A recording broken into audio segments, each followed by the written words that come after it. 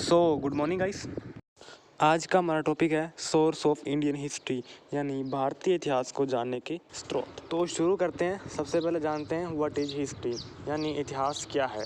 हमारे बुजुर्गों ने ऐसा बताया है या इतिहासकारों ने ऐसा कहा है कि हिस्ट्री इज़ अ टेक्स्ट, यानी इतिहास एक ऐसा ग्रंथ है जो हमें अतीत में हुई उन घटनाओं की जानकारी देता है जो निश्चित तौर पर घटित हुई हैं और उनके हमारे पास पुख्ता सबूत हैं या हमारे पास सोर्सेस हैं। अगर हम बात करें वर्ड हिस्ट्री की, तो ये ड्राइव हुआ है ग्रीक या यूनानी भाषा के वर्ड हिस्टोरिया से, जिसका मतलब होता है the information and the knowledge gathered bye investigation, यानी छानबीन करके या खोजबीन करके हमें जो भी जानकारी मिलती है उसी को हम ग्रीक भाषा में हिस्टोरिया कहते हैं। और सबसे पहले एक यूनानी ही व्यक्ति जिसका नाम था हेरोडोटस, इसी ने हिस्टोरिका नामक पुस्तक लिखकर सबसे पहले अतीत में हुई घटनाओं की जानकारी दी। तो ऐसा करने वाला हेरोडोटस सबसे पहला व्यक्ति था, इसलिए इसको फादर ऑफ हिस्ट्री या इतिहास का पिता भी कहा जाता है। लेकिन इतिहास तो वही है जो हमें अतीत में हुई उन घटनाओं की जानकारी देता है जो निश्चित तौर पर घटित हुई हैं, इसलिए उसके हमारे पास स्रोत होने चाहिए। और वो स्रोत और वो सोर्स जो इतिहास की जानकारी देते हैं वो 3 टाइप के हो सकते हैं। सबसे पहला है आर्कियोलॉजिकल सोर्स, जिन्हें आप हिंदी में पुरातात्विक स्रोत भी कहते हैं। अगर हम बात करें आर्कियोलॉजिकल सोर्स की या फिर पुरातात्विक स्रोत की, तो इनमें हम इंक्लूड कर सकते हैं फॉसिल्स या अवशेष, इसके अलावा इंस्क्रिप्शन या अभिलेख, इसके अलावा स्मारक यानी मॉन्यूमेंट, इसके अलावा स्टैचू यानी मूर्तियाँ। अगर हम उदाहरण के तौर पर बात करें, इंडस वैली सिविलाइजेशन या हड़प्पा सिविलाइजेशन से हमें बहुत सारे फॉसिल्स या अवशेष मिले हैं, और वो सारे के सारे अवशेष या फॉसिल्स इस बात का आर्कियोलॉजिकल सोर्स है या पुरातात्विक स्रोत है कि वो घटनाएं निश्चित तौर पर घटित हुई थी। ऐसे ही हमारे पास अभिलेख हैं। भारत में सबसे पुराने अभिलेख अशोक के अभिलेख माने गए हैं, जो कि खरोष्ठी लिपि और ब्राह्मी लिपि में लिखे गए थे।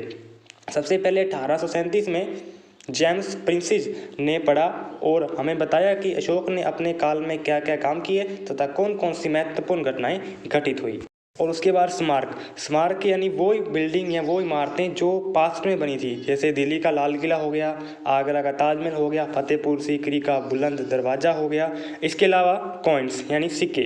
गुप्तकालीन एक महान शासक हुआ जिसका नाम था समुद्रगुप्त, और समुद्रगुप्त के ही कुछ सिक्के प्राप्त हुए जिसमें संस्कृत भाषा में समुद्रगुप्त लिखा हुआ था और उसके पीछे वीणा वादन करते हुए चित्रित किया गया था।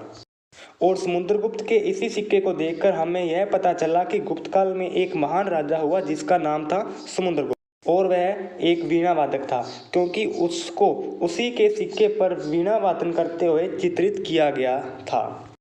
इससे हमें समुद्रगुप्त का तो पता ही चला, हमें साथ में यह भी पता चला कि भारत का सबसे पुराना वाद्य यंत्र वीणा है। और इसके अलावा यदि मूर्तियों की बात करें तो हमें नारायण जी की मूर्ति मिली है, पशुपति नाथ की मूर्ति मिली है और पुरोहित जी की मूर्ति मिली है। अब ये सारे के सारे आर्कियोलॉजिकल सोर्स हैं और हमें अतीत में हुई उन घटनाओं की जानकारी देते हैं जो निश्चित तौर पर घटित हुई थी। दूसरे प्रकार के सोर्स हमारे पास होते हैं लिटरेरी सोर्स या फिर साहित्यक स्रोत। लिटरेरी सोर्स या साहित्यक स्रोत से हमारा अभिप्राय उन किताबों से है जो हमें अतीत में हुई घटनाओं की जानकारी देते हैं, और यह 2 प्रकार की होती हैं। या तो यह धार्मिक होंगी, रिलीजियस होंगी, या फिर गैर धार्मिक होंगी, नॉन रिलीजियस होंगी। अगर हम रिलीजियस सोर्स की बात करें तो we have an number of examples. हमारे पास रामायण है, हमारे पास महाभारत है, ऋग्वेद है, सामवेद है, यजुर्वेद है, अथर्ववेद है, उपनिषद है, पुराण है। ये सब अतीत में हुई घटनाओं के क्या हैं, साहित्यक स्रोत हैं या फिर लिटरेरी सोर्स हैं। इसके अलावा अगर हम नॉन रिलीजियस या फिर गैर धार्मिक की बात करें तो हमारे पास चाणक्य का अर्थशास्त्र है, मैगस्थनीज की इंडिका है, पतंजलि का महाभाष्य है, विकास दत्त का मुद्रा राक्षस है, कालिदास की अभिज्ञान शकुंतलम, शर्मा का पंचतंत्र। ये सारे के सारे नॉन रिलीजियस या गैर धार्मिक पुस्तकें हैं जो कि हमारे पास लिटरेरी सोर्स है अतीत में हुई घटनाओं का।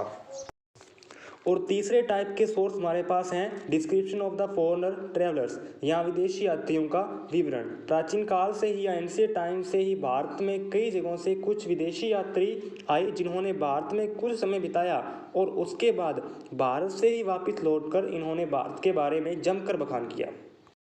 फॉर एग्जाम्पल, गुप्त काल का सबसे महान शासक था चंद्रगुप्त द्वितीय और इसी के शासनकाल में वाहियान नाम का एक प्रसिद्ध चीनी यात्री भारत आया जो 15 साल तक भारत में रहा और इसने जाकर जमकर बखान किया हिंदुस्तान के बारे में।